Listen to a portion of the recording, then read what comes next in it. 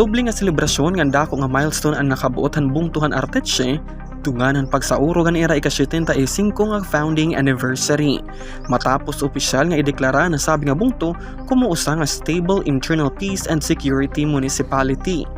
Ini nga deklarasyon inusa nga dako nga kadaugan paran mga taga Arteche tungod kay nagpapakita inihan malinampuson nga pagkaurusahan gobyerno, militar, kapulisan nganhan komunidad ha sulodhin pera ka tuig agud mapunan ang kamurayawan nga seguridad ha era lugar. An makasaysay nga deklarasyon ing ginbuhat ta pakipagbinuligay han Armed Forces of the Philippines, Philippine National Police, Department of the Interior and Local Government nganhan Local Government Unit han Arteche.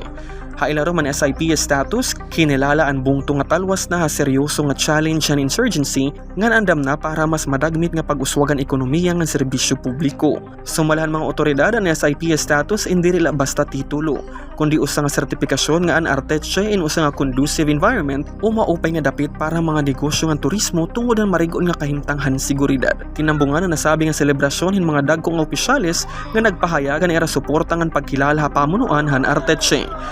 Laki pini nga Brigadier General Arlino Senday Diego, Commander ng 801st Infantry Brigade, Engineer Jesus Jeremy D. Bagares, OIC Provincial Director ng DILG Eastern Samar, ngan Major General Peter B. Borgonio, Commander ng 8th Infantry Division ng Philippine Army.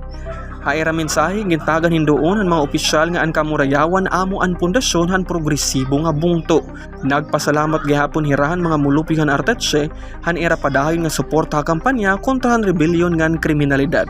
Kawasan deklarasyon ng SIPS, ginunuran gihapon ang selebrasyon ang riko nga kasaysayan ng kultura han Arteche hasulod din 7 ka dekada ngan tunga. Ani ka-75 nga founding anniversary in nagsisirbi nga pahinumduman mga taga Arteche kung gaano kahirayo na ang nabutan bungto tikang pagtukod hini.